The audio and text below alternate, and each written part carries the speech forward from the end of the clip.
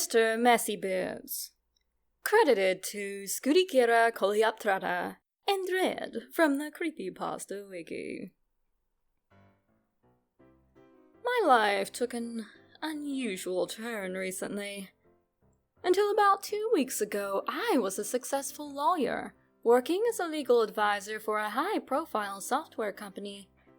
My life was orderly, lucrative, and quite dull. But all that changed one magical night when I had a vivid dream of something glowing consuming my entire body. When I awoke, I immediately knew something was odd. I remember running to the bathroom mirror to discover pieces of my body falling off to reveal a strange and twitching form underneath, alien and shifting. I was, of course, frightened at first. I gave out a loud yell, and the remainder of my human body exploded messily all over the bathroom, revealing my new form underneath. It was, and still is, hard to describe, because so much of it is shifting. There were great red eyes blinking and gazing, appendages like huge spider legs twitching and grasping the air, long tough hair that seemed to fold in and out of my human form, massive maw-like folds over ashen black skin, and a whole host of strange and otherworldly organs too bizarre for me to put into words. I panicked and ran through my apartment, my screams coming out as sickening gurgles from bubbling pores in my vaguely humanoid body. I soon fainted from the shock. When I awoke, I was again covered in my human body, regenerated over my alien form. Why my new body had done this, I still cannot say, but it gave me much to think about as I was cleaning up the mess I had made of my apartment. I couldn't go to the authorities, as I would surely be locked up and studied. So, as long as I was still myself, I decided to keep it a secret. And then the next day, I went shopping. Yep, you guessed it, all over everything.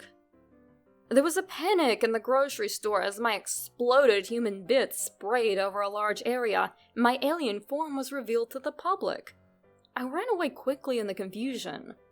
I learned from this experience that my body needed to detonate at fairly regular intervals, and that I could predict when and where this would happen, so long as I did not put it off.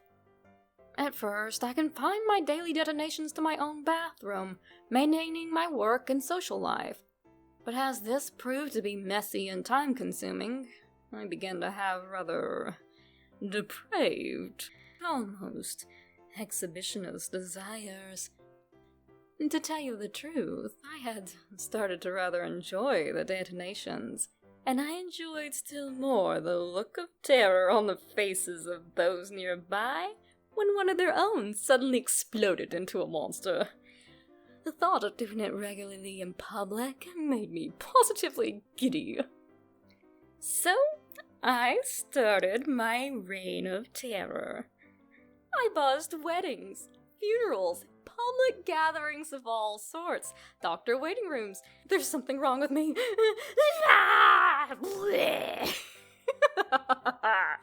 Schools, government buildings, even my place of work. While I had at first some vague idea of keeping my old life, I soon learned to abandon my human way of living completely.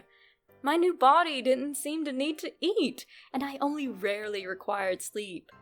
I spent my downtime in abandoned buildings or out in the woods. It was during a rest in the latter that I met Roger. It was October 30th when I first met Roger in the forest outside of town. He was a young boy, about 10-12 years of age by my reckoning. He must have been running away from something truly terrible, as he didn't seem fazed by my unnatural and writhing true form. I remember asking him why he wasn't afraid, and he said I was the most interesting thing he'd ever seen. I explained to the best of my ability what had happened to me, and he said he envied my lifestyle. He asked if he could join me on my next outing, and since I didn't see the harm in it at the time, I agreed. On Halloween night, Roger selected a seemingly random slum neighborhood, and I went to work presenting myself as a respectable representative of some human organization. I wore a smart black suit I had picked up one day during a buzz at a clothing store. I had gathered together most of the people in the neighborhood and was about to detonate, when Roger suddenly fell to the ground, motionless. I detonated, causing a panic, and all the adults ran away in the ensuing confusion. It was up to me to deliver Roger to a hospital where he could get proper treatment, but there wasn't time for me to regenerate my human body. I would have to go as the monster. To make matters worse, I had become quite infamous in my former community. Someone spotted me carrying a small boy through the streets and alerted the authorities. When I arrived at the hospital, police and military personnel had the area surrounded. I did not know how my new body would hold up to bullets, but I was not eager to find out. I tried to speak, but I could only gurgle in my natural form. When the man in charge gave the order to fire, I ducked into the hospital for cover. Fortunately for me, none of the men present were brave enough to come in after me, and so fired off randomly into the lobby while I hid from sight. After a few minutes of this, the gunfire stopped. As I sat there, motionless with Roger in my arms, I noticed that all the shooting had hit something flammable, starting a fire that was spreading rapidly. The men outside must have seen it, as there was a great deal of shouting. Knowing that the smoke would surely kill Roger, I decided to brave the wrath of my enemies. I boldly strode outside, my human body again starting to form across my alien hide. I walked up to the man in charge and gently handed Roger to him. He was noticeably stunned and offered no audible protest. Just as quickly, I re-entered the hospital. The fire was spreading very quickly now and could not be extinguished by any device present. I imagined the fire department was on its way, but by the time they arrived, it would surely be too late for the other patients. There was only one thing I could do. I breathed in deeply, and then proceeded to give the longest detonation I have ever done. Blood, mucus, and other bodily fluids rained over a large area.